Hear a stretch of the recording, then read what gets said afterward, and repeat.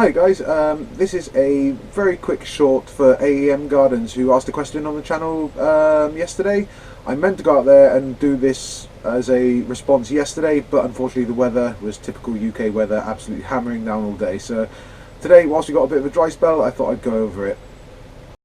Now the question I got asked was on the truck. Looking at it, I got asked if you could replace the power steering belt without having to remove any of the others.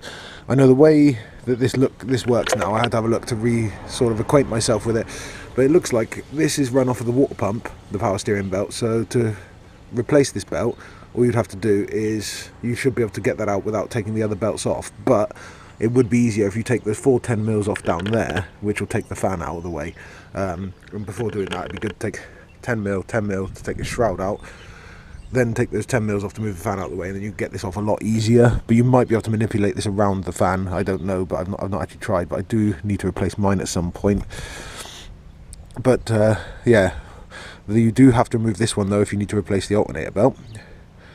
And also, if you want to replace the alternator belt, I think you'd have to remove the air conditioning belt, which you can see a bit better from this side because that's where the pump is.